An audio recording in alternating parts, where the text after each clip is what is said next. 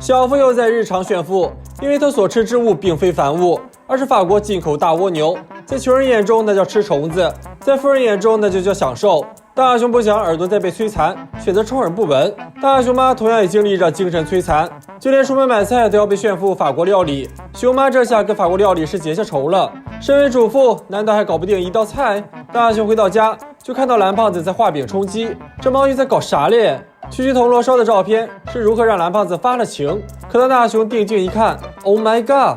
不仅可以闻到味道，口中还有着甜品融化的感觉，简直就像真的吃到了一般。这多亏了食品视觉化喷雾，这可是社畜996的上班必备神器，只要看看照片就可以填饱肚子。大熊想来本美食画册大饱口福，却迎来了女帝老妈。大熊也不知道犯了啥错，先道歉准没错。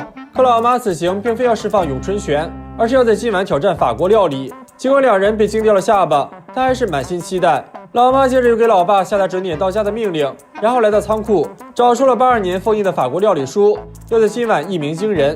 为了可以尝到老妈的手艺一绝，两人达成共识，暂时不画饼充饥。这时家中来了客人，竟是许久未出场的五郎叔。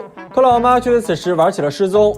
五郎还是专门为蹭饭而来，谁让他是个月光族，还不知道勤俭节约，但他却成了大熊的小白鼠，拿出世界料理画册，就要让贫苦的五郎也体验下吃遍天下还不差钱的感觉。本以为是画饼充饥，可看着南瓜汤，口中就弥漫起南瓜独有的香甜，嘴也不自觉地咀嚼了起来。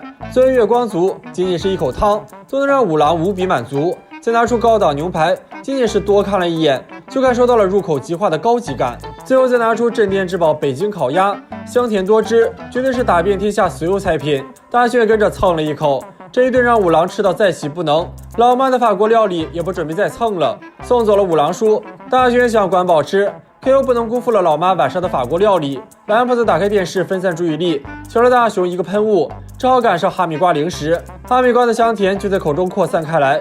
接着再来碗豚骨拉面，浓稠的汤汁让两人无法自拔。大熊跟着直接换到了舌尖上的美食，看着新鲜切成的生鱼片，两人选择果断下口。正当两人期待下个料理时，主持人反手掏出一块生芥末，这辣感太刺激，两人这一吃就没刹住车，完全忘了晚上老妈的法国料理。而老妈买不起昂贵食材，决定用现有食材打造奇迹。趁着这个间隙，两人来到盖饭店，正好碰到没时间吃饭的非主流演唱队。大熊当起朝阳市民，让三人只是用看的就填饱了肚子，又可以巴卡玛卡了。大熊还想帮更多的人，就看到了静香，好东西必须要跟媳妇儿分享。静香梦想着当蛋糕主妇，可却不知哪款蛋糕能俘获她的心。大熊轻轻一喷，静香就尝到了世界各地的甜点美食。为了不让自己也看饱，大熊两人只能紧闭双眼。返程的途中，就碰到胖虎又在借东西了。大熊想当惩奸除恶的超人，可童话故事中才会有的甜点屋，却成功吸引了大熊。心动不如行动，也算圆了儿时的梦。只可惜肚子都快吃炸了。但当两人回到家，就看到只是查找制作方法就生出啤酒肚的老妈。虽然老爸准点到家，可晚饭也只能画饼充饥了。那么小伙伴们最喜欢哪道美食呢？不要走开，下集更精彩。大熊老妈讨厌宠物的事可是远近闻名，可今天的老妈却不一样，由内而外的喜欢猫咪，决定当个合格的铲屎官。这么可爱的喵星人，谁能扛得住？可一问到谁能收养，就变了味儿。胖虎家养了酷哥，小夫家更是养了血统高贵的齐鲁，静香家也有狗子，可大熊家有女帝老妈呀。猫咪无家可归，胖虎顿时暴走。小夫，你手欠打开盒子，现在咋又不管了呢？听到这么无理的责备，小夫就要关上。猫咪想有个家的希望，大熊于心不忍，还是决定自己来养。老妈讨厌宠物的事可是远近闻名，可这是条活生生的生命啊！归根到底，老妈还是不知道猫狗的可爱之处，所以只要让老妈明白这一点，问题就能迎刃而解了。这就需要蓝胖子贡献道具了，可蓝胖子也不是万事通，大熊只能自己上手去掏。你追我赶中，成功吸引了老妈的注意，两人急得开始蹦迪，眼看老妈就要进入，大熊随手一塞，蓝胖子吞也不是吐也不是，只怪自己嘴大可以吃孩子。老妈一顿寻找无果后转身离开，蓝胖子这才解脱，但也引起了老妈的怀疑。蓝胖子决定将计就计，掏出了动物转世机器蛋，要给老妈树立起这猫贼聪明的形象。这就需要委屈大熊了，钻进机器，想象着猫咪，大熊猫就诞生了。除了眼睛，其他完全一模一样。两人将小猫先藏进库房中。这时，老妈喊大熊去取信，这机会不就来了？大熊麻溜的取好信，交到老妈手里，可老妈却嗷的一嗓子，追着就赶，误打误撞在库房里找到了真正的小猫，但小猫也是个机灵鬼，直接跑进屋里。大熊两人为了不被老妈女子单打，只能去为小猫找新主人了。第一家主人嫌弃大熊猫太丑，蓝胖子赶紧打圆场，说这是样品猫啦，可最终还是被嫌弃。此时的老妈正在家中为找不到小猫而炸毛，仿佛听到了召唤，小猫一声呼唤，才让老妈注意到了烤焦的衣服，避免了火灾的发生。这种猫你就说谁不想要？小猫也成功得到了口粮，一个卖萌，差点让老妈破了防，就要赶走小猫。这时部长夫人前来拜访，人家可是个合格的铲屎官，一句你也是吧，让老妈不得不迎合。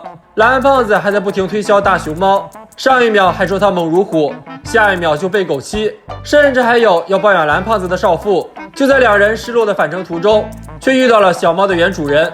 原来小猫也是个拆家小能手，主人一气之下丢弃了小猫，但很快就后悔了。另一边的老妈送走了部长夫人，自己也全面进化成铲屎官完全体，说着就一蹦一跳的去给小猫买口粮了。大熊两人返回家中，告知了小猫找到了原主人，这猫粮一袋下来起码要2000。老妈心在滴血，嘴在笑。大熊用机器变回真身，带着小猫去找主人了。此时的老妈回到家中，准备好口粮，可无论如何寻找，都再也不见小猫的身影。不知详情的大熊回到家，还迫不及待地跟老妈邀功，说送走了小猫。老妈如五雷轰顶，一蹶不振。为了老妈，现在也只有一个办法了。大熊再次变身大熊猫，老妈抱着大熊猫，却在埋怨大熊夜不归宿，真是3天不打前列腺发炎，决定今晚说什么要来个女子单打。你们说，老妈买的高档猫粮，最终会吃进谁的肚子里呢？不要走开，下集更精彩。如果有一个美食摆在你面前，你会苦恼吗？但是今天的大熊他就苦恼了，美食呢吃了就再没有了，但是不吃呢就享受不到美食，无论吃不吃都是遗憾。面对这种不走寻常路的歪理论，蓝胖子感觉自己被碰瓷。小学生现在都这么闲了吗？为了解决小孩子的烦恼，蓝胖子拿出贝贝叶，打算用它来增量。可蓝胖子小手一缩拒绝了，因为这个道具很危险。可区区增加美食怎会危险？大熊凭借一手纯正的马杀鸡说服了蓝胖子，但蓝胖子也有一个条件，必须全部吃完。这有啥可担心的？蓝胖子打开瓶盖，仅仅是滴了一滴，只需等待5分钟，就可以1变2， 2变4，以此类推。5分钟既短又长，两人探着脑袋，见证了馒头晃动着身体由1变2的奇迹。幸福来的不要太突然，蓝胖子想大饱口福，可大熊想收获更多的幸福，至少要等到4个再吃。蓝胖子只好放回馒头，苦苦等待。两人再次探出脑袋，见证了馒头2变4的奇迹，真是幸福翻倍。蓝胖子张开大嘴就想先吃为快，但大熊觉得或许4变8才是最香的。可光看不吃猫急眼，吃不到的东西再多也不香了。这留下大熊独自等待快乐翻倍，只要永远留下一个，就不怕馒头会吃完。馒头不断的由1变4，大熊终于实现了零食自由。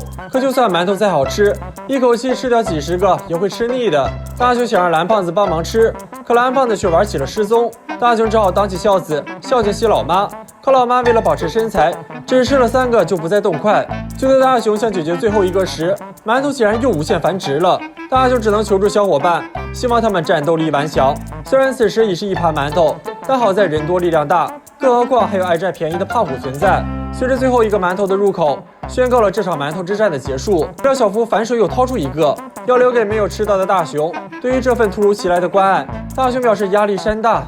可胖虎已经吃到体重直逼蓝胖子，就算大熊把美食送到嘴边，依然掰不动胖虎最后的防线，还让胖虎变成了一拳超人。吃饱喝足，众人选择及时退场，留下被锤成葫芦娃的大熊看着馒头由1变2，大熊彻底慌了，恳求老妈再吃一个，完全不顾及中年妇女的感受。大熊急到原地蹦迪，手中的馒头也跟着由2变4，曾经的美食现在就成了烫手山芋。眼不见为净，大熊直接倒进了垃圾桶。